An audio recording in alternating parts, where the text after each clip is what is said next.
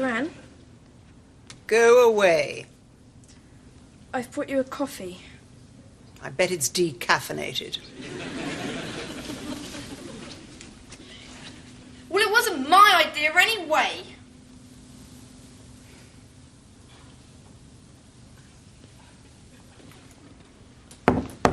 Yes.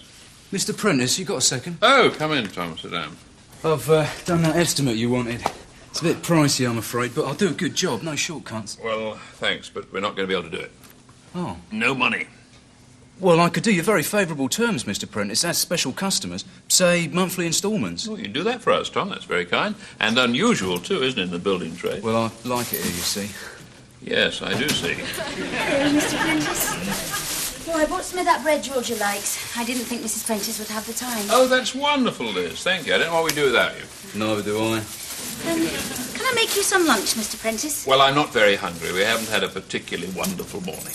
Oh, still, a decent sandwich can make most things better. Not this. On the Healthline phone-in this morning, the doctor said you can tamper with your emotional pendulum by neglecting your physical needs. My physical needs are suffering from neglect. Mr. Prentice? I don't think a cheese and pickle doorstep is going to help my cash flow, Liz. Oh, well, at least have a fig roll. Your coffee, I just bought a packet. Oh, how could I refuse? Must get George's live yoghurt in the fridge. Before it takes over the world, eh? So, I'm sorry, Tom, we're not going to be able to build the extension. Let me have a bill for the drains, right? Look, have you thought of an alternative? Mrs. Prentice suggested putting tents up in the garden. Anyone seen Georgia? She just slammed out in her usual way, I think. You got a garage, haven't you? Well, yes, we have. Well, a garage conversion would be much more economical.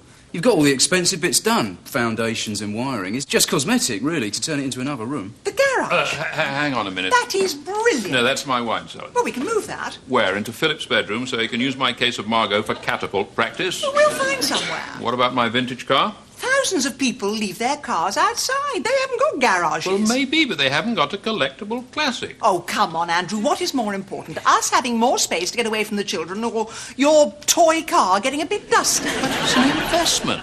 Or it will be one day. So, when's the extension going to be built? It isn't. Why not? Can't afford it. So I've got to share with him forever. There's got to be some other way.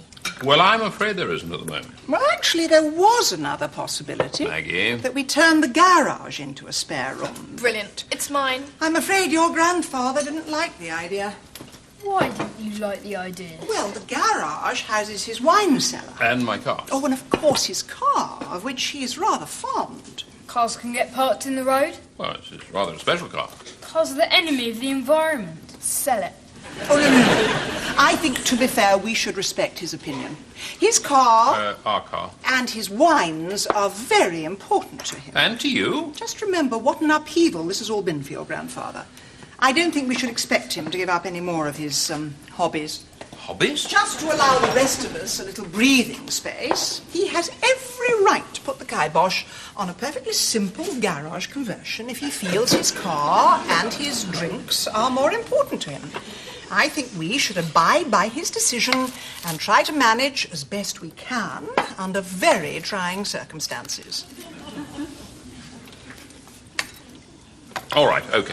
But I shall need a proper cover for the car. They cost £34.99. And perhaps a carport outside the garage. There's a second-hand one in the local paper. I should think. And I'm not keeping the wine in the house. I want it housed at the right temperature in proper cellar conditions. Rosie and Hugh will be very happy to keep it in their cellar. Will they? Yes, they're coming to lunch on Sunday to collect it. They are? Shall we? Oh, good book. Gothic horror. That wouldn't be for me. I like a nice romance. Preferably in long frocks with the gentleman tall and a bit cruel around the eyes. But you mean like Grandad? He's a very nice man, your Grandad. My parents didn't think so.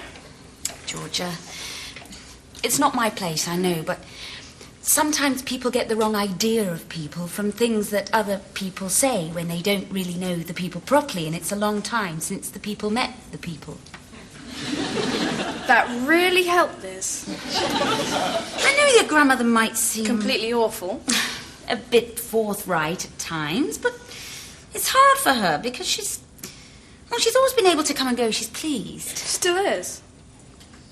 Oprah did a show on dysfunctional families last week, and this therapist said that sometimes you fight each other because that's the habit you get into.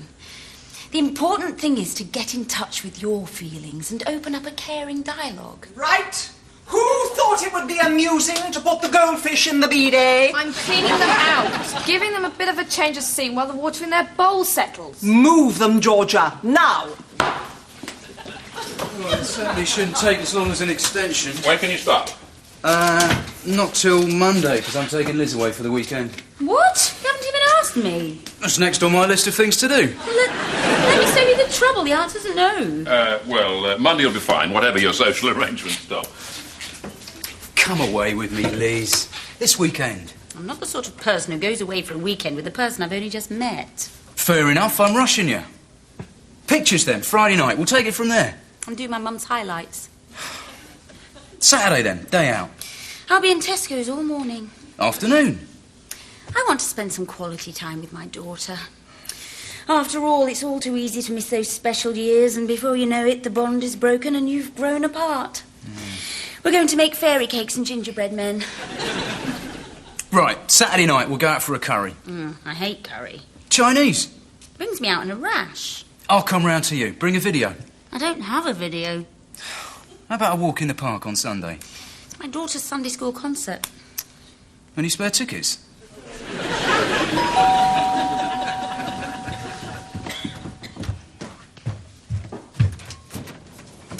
Georgia, do you remember me? You're the tooth fairy? Sweet. We met on the doorstep last week. I'm your Auntie Rosie, your granny's oldest friend. And this is your Uncle Hugh. Hello, Auntie Rosie and Uncle Hugh. Hello, Georgia. How are you feeling, dear? Slightly nauseous. Jolly good. Oh, little Philip. Jake. Of course, you're the baby, aren't you? No, I'm the youngest son. How are you, young man? I've got a loose tooth. So you have. Excuse me. Oh, now this is Philip. But there's something different about you. Are you smiling? I had my hair cut. Of course. And it looks very, Oh, Maggie. Hello. You've met everyone then. Philip, take Hugh's coat. Nicely. Hugh, Andrew's in the garage, cataloguing his precious wine. Let me get you a drink, Rosie. Is that collar real fur? Yes, it's... Actually, no. Now I come to think about it, it looks so real I get confused, but it's not, it's absolutely, Fake. It takes 40 dumb animals to make a coat, but only one to wear it.